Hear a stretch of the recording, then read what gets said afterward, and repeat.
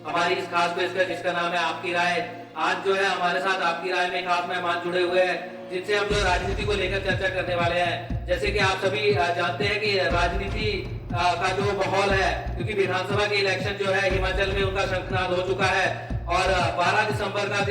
नवंबर का दिन जो है चयन किया गया वोटों के लिए और 8 दिसंबर को जो है उसका रिजल्ट अनाउंस होने वाला है। तो उसी को लेकर जो हमारे साथ मेहमान जुड़े हुए हैं उनसे हम जानने की कोशिश करेंगे कि किस तरह की सौगात जो है आम जनता के लिए लेकर के आए हैं और किन किन योजनाओं पर वो काम कर रहे हैं और आने वाले टाइम में जो है लोगों को किस तरह की सहूलियत प्रदान करने वाले हैं, उसी के बारे में जो है हमसे चर्चा करेंगे। मैं मेहमान से आपका तारुफ करवाऊं, शशिकांत जी प्रदेश सचिव हिमाचल युवा कांग्रेस से हमारे साथ जुड़े हुए हैं। पहले तो मैं बहुत बहुत स्वागत करना चाहूंगा शशिकांत जी आपका हमारे इस शो में आपकी राय में। बहुत बहुत धन्यवाद। आपने अपने चैनल के माध्यम से टुडे के माध्यम से मुझे बोलने का मौका दिया, आपका बहुत बहुत धन्यवाद। सबसे पहले मैं चाहूंगा कि आप हमारे दर्शकों को अपने बारे में संक्षेप में बताएं कुछ। मेरा नाम शशिकांत है और मैं प्रदेश सचिव हिमाचल कांग्रेस युवा कांग्रेस में पदस्थापित हूँ और वर्तमान में मैं पंचायत समिति सदस्य भी हूँ और मेरा जो कार्यकाल रहा है जो कांग्रेस पार्टी के प्रति वो पिछले लगभग 12 वर्षों से मैं इसमें कार्य कर रहा हूँ। मैंने शुरुआत अपने एनएसवाई के कार्यकर्ता के तौर से की थी और विभिन्न पदों पर रहते हुए आज मैं प्रदेश सचिव के पद पर हूँ। मेरा पहला प्रश्न आपसे ये है शशिकांत जी की नेशनल पॉलिटिक्स को लेके है, जो राष्ट्रीय हमारी पॉलिटिक्स है उसमें आपके जो कद्दावर नेता है श्री राहुल गांधी जी, उन्होंने एक अभियान शुरू किया है भारत जोड़ो अभियान। तो मैं उसके बारे में जानना चाहूंगा कि उसका क्या अभिप्राय है, क्योंकि अगर आप देखते हैं परिवेश देखते हैं भारत का तो भारत अखंड है ऐसा कहा जाता है। भारत जो है उत्तर पूर्व पश्चिम दक्षिण हर एक जगह से जुड़ा हुआ है, तो आप इसमें क्या नया जोड़ रहे हैं? इसमें हमारा स्पष्ट तौर पर जो शीर्ष नेतृत्व कांग्रेस पार्टी भारत जोड़ो अभियान जो शुरू हो चुका है, जो पिछले कुछ माह से चल पड़ा है, ये कन्याकुमारी से कश्मीर तक यह यात्रा होगी जो कि लगभग 3750 किलोमीटर की यात्रा होगी और यह 150 दिन के करीब पैदल यात्रा पद यात्रा होगी, जिसमें कांग्रेस पार्टी के हमारे शीर्ष नेतृत्व श्री राहुल गांधी जी इस यात्रा का संचालन कर रहे हैं और उनके साथ क्षेत्रीय व राज्य स्तरीय नेता भी इसमें भाग ले रहे हैं। इसमें सीधे तौर पर जो आम जनमानस है इसका जो पूरा सहयोग कांग्रेस पार्टी को मिला और भारत जोड़ो यात्रा के लिए सफल बनाने के लिए अपना सहयोग कर रहे हैं। तो आपके कहने का भाव है कि भारत के जो भाग है, भारत के जो भौगोलिक स्थिति है उसको जोड़ने की बात नहीं है, लोगों को जोड़ने की बात इसमें की जा रही है। जो हमारा भारत देश है कोई एक भाषा वाला देश नहीं, इसमें बहुत सी भाषाएं हैं,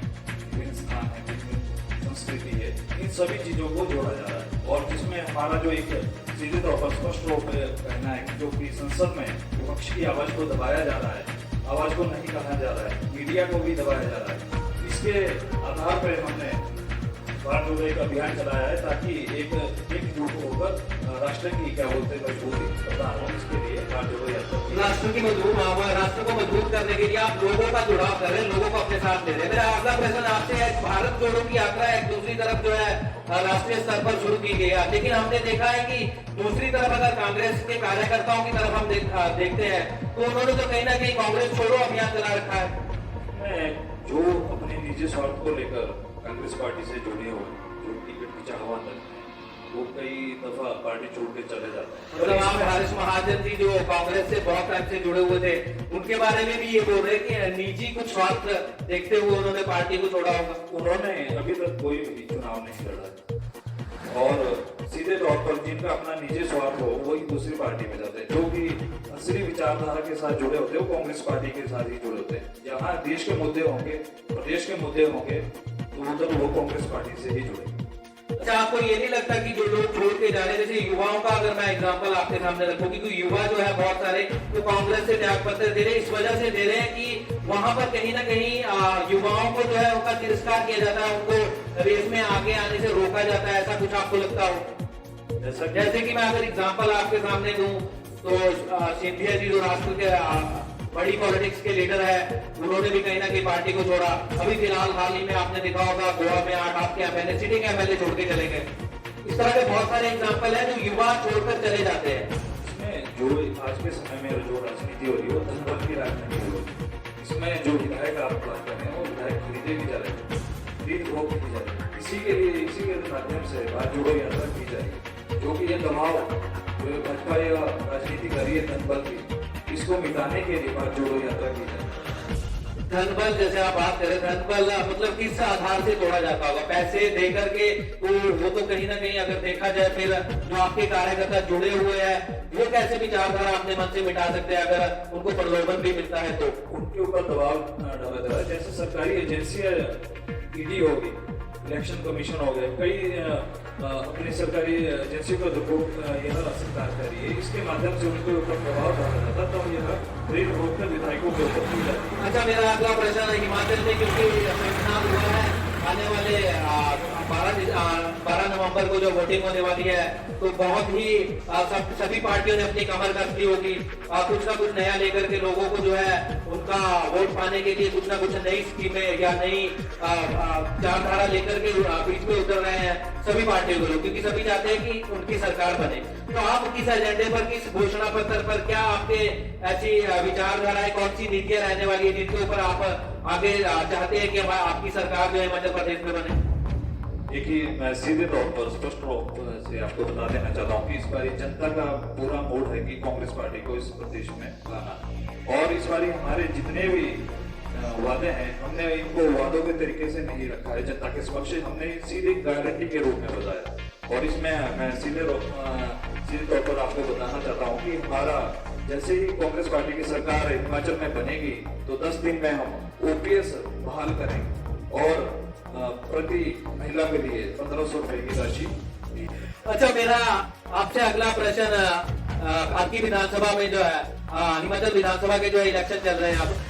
जिनका जो है शंखनाद हो चुका है, 12 नवंबर को वोटिंग होनी है, और जो भी प्रत्याशी उसमें जो है भागीदारी लेगा, उनका परीक्षा परिणाम भी आने वाला है 8 दिसंबर को। तो कोई ना कोई एक एजेंडा बना करके हर एक जो भी दल है वो लोगों के बीच में उतरता है कि ये नीतियां लागू की जाएगी, इस तरह का एजेंडा रहेगा, इस तरह की सुविधाएं प्रदान की जाएगी। तो इस तरह का आप किस तरह की सुविधाएं और किस तरह की नीतियां लेकर के जो है लोगों के बीच में उतर रहे हैं आप? हमारी कांग्रेस पार्टी की स्पष्ट नीति है, जैसे ही हमारी कांग्रेस पार्टी जीत के प्रदेश में आती है, तो हम पहली कैबिनेट में हमारा जो पहली गारंटी है वो ओपीएस बहाल करेगी। हमारे स्पष्ट रूप से हमने जनता के बीच जा रहे हैं, और कर्मचारियों का हमें पूरा सहयोग मिला है, हम ओपीएस बहाल करेंगे। और महिलाओं के लिए हमने सीधे तौर पर कहा है कि 1500 रुपए की राशि, प्रति माह राशि उनको दी जाएगी। देखिए, तो अभी कहीं ना कहीं घोषणाएं इनको माना जा सकता है, क्योंकि जब तक सरकार नहीं बनती है, सरकार बनने के बाद वो चीजें इम्प्लीमेंट नहीं होती है, तब तक लोगों के बीच में वो चीज धरातल पे नहीं आती है। जैसे साथ लगती हुई स्टेट में आपने देखा होगा, पंजाब में आम आदमी पार्टी ने भी, उनकी तो सरकार भी वहां पे बन गई, उन्होंने भी घोषणा करी थी कि 18 वर्ष से ऊपर जितनी भी महिलाएं होगी उनको 1000 रुपए की राशि जो है उनको सम्मान के रूप में हर महीने दी जाएगी। तो अभी तक लागू नहीं हुई, इसलिए मेरा यही कहना है कि अभी तो सिर्फ घोषणाएं हैं, कि उसके ऊपर आपने कोई एक कॉन्क्रीट प्लान तैयार करके रखा है? देखिए, हमारा स्पष्ट रूप से कहना है, जैसे कि आप पंजाब की बात करें, ये आम आदमी पार्टी है, उसकी बात नहीं कर रहा हूँ मैं, कांग्रेस पार्टी का सीधा उदाहरण आप देख सकते हैं छत्तीसगढ़ में। हमने ओपीएस उधर बहाल कर चुके हैं, और उधर किसानों के लिए हमने मुहैया राशि और उधर लोन माफ किया गया है किसान निधि के लिए। और सीधे तौर पर हमारा कहना है कि जैसे ही पहली कैबिनेट जो हिमाचल में कांग्रेस पार्टी की बैठेगी, तो स्पष्ट रूप से कहा गया है कि ओपीएस बहाल की जाएगी। जैसे आपने महिलाओं की बात करी, 1500 रुपए महिलाओं को हर महीने दिया जाएगा, तो 1500 रुपए अगर आप हर महीने महिलाओं को देते, जहां तक मेरी जानकारी है तो 57 से 60 लाख के आसपास का वोटर होगा हिमाचल में, पूरे हिमाचल में। अगर उनमें से कैलकुलेट करके हम आधी महिलाओं को निकाल देते हैं, आधे पुरुष रहते हैं, तो 30 लाख के आसपास की महिलाएं बनती है। तो 30 को अगर 15 से हम कर देते हैं कैलकुलेट, तो यही कोई आपका 45 करोड़ के आसपास का जो बजट बनता है एक महीने का। तो ये बजट आपने पहले से कोई एक खाका तैयार करके रखा है कि इस तरह का बजट जो है हम यहाँ से जो है इसको उपलब्ध करके फिर जो है लोगों के बीच में, अगर तो आप टैक्स बढ़ाते हैं, बिल्कुल देखिए, तो पिछली सरकारें कर रही है, आप भी वही चीज कर रहे हैं। तो इस तरह का कोई आपने एक पूरा तैयार करके रखा है कॉन्क्रीट प्लान की, अगर हम आते हैं तो यहाँ से जो है हमारी अर्निंग होगी, ऐसे जो है लोगों को सुविधाएं दी जाए। मध्य प्रदेश आमदनी के काफी अच्छे सोर्सेज है, और जो ये हमारी जितनी भी घोषणाएं हैं, गारंटी है जो भी, इसमें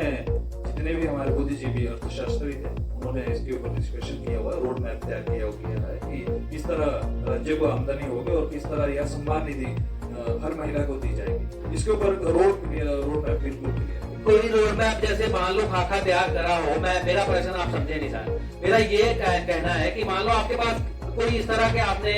कल को मान लो कोई सरकार अपनी इंडस्ट्री लगा लेती है या सरकार मान लीजिए अपना एक बगीचा लगा लेती है सिर्फ, वहां से अर्निंग होगी ना। तो इस तरह का कोई आपने रोड मैप तैयार करा होगा, क्योंकि जब भी आप कोई मान लो नई चीज लेकर के आते हैं तो उसके लिए पहले आपकी प्लानिंग पीछे बनी होती कि इसी तरीके से जो है रोड मैप तैयार करके हमने यहाँ से अर्निंग करनी है फिर सुविधाएं देनी है। देखिए इसमें स्पष्ट रूप से आपको मैं पहले भी बता चुका हूँ कि इसमें रोड मैप अर्थशास्त्रियों द्वारा पहले से तैयार कर लिया गया। जैसे हमारी गवर्नमेंट बनती है इसके ऊपर पूरी कार्रवाई की जाएगी, जो सरकारी खजाना है उसके ऊपर पूरा तालमेल बिठाया जाएगा और सम्मान निधि महिलाओं के लिए दी जाएगी। मतलब आपके कहने का भाव है कि अगर सरकार बनती है और महिलाओं को सम्मान दिया जाता है तो उसका बोझ कहीं आम आदमी के ऊपर नहीं पड़ेगा, जो सरकार वहन करेगी अपने। अच्छा, आप अर्की क्षेत्र से जैसे आते हैं तो अर्की क्षेत्र में आपने क्या विशेष सोच रखा है कि आने वाले टाइम में अगर सरकार बनती है तो आपके जो प्रतिनिधि यहाँ से जहाँ तक मुझे सुनने में आया श्री संजय अवस्थी जी को टिकट मिल रहा है और वो नामांकन भी करने वाले हैं, अगर वो जीतते हैं तो आपके दिमाग में ऐसा क्या है कि युवाओं के लिए यहाँ क्या करेंगे आप, या महिलाओं के लिए क्या करेंगे, शिक्षा के लिए क्या आपकी विचारधारा है, किस तरह का प्लान है आपने कि अर्कियों को इस तरह से जो है एक आदर्श कॉन्स्टिट्यूएंसी के रूप में जो है लोगों के सामने प्रदर्शित करना है। हमारे जो लोकप्रिय विधायक श्री संजय अवस्थी जी हैं वो कांग्रेस पार्टी के प्रत्याशी हैं और पिछले 1 साल से वो अपनी सेवाएं भी इस विधानसभा क्षेत्र के लिए दे रहे हैं और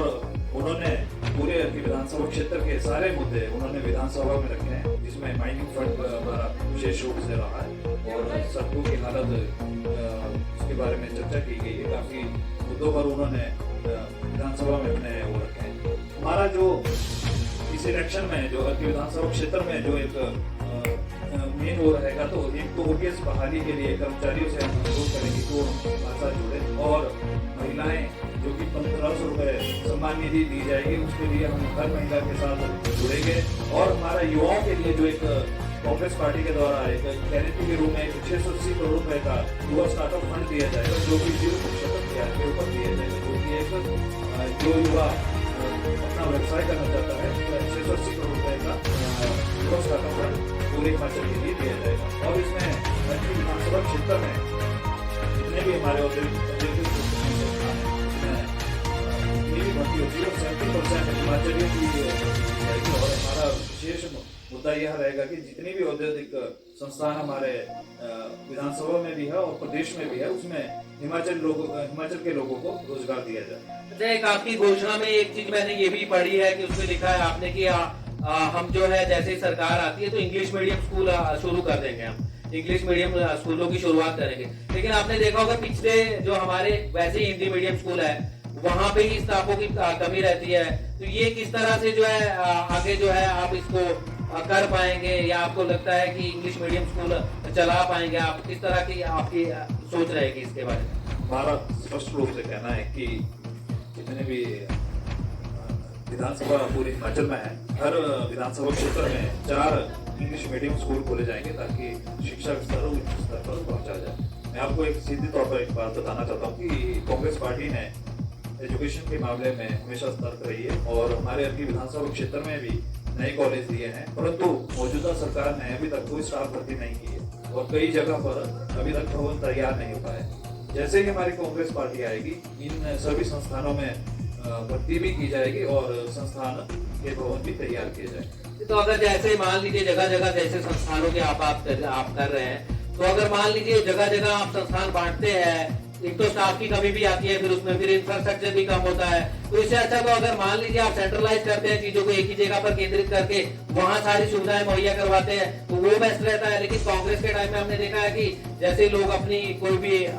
जरूरत की चीज लेकर के जाते हैं तो छोटा सा दायरा देख करके वहाँ उस संस्था को दे दिया जाता है, लेकिन बाद में हमने देखा कि स्टाफ की वहाँ पे ना तो स्टाफ भरपूर रहता है ना ही वहाँ पे अच्छी बिल्डिंग रहती है, ये आपने भी देखा होगा। तो आने वाले टाइम में किस तरह से इसको सेंट्रलाइज करने की कोशिश करेंगे या जगह जगह जैसे बांट रहे हैं रेवड़ियां वैसे ही बांटेंगे?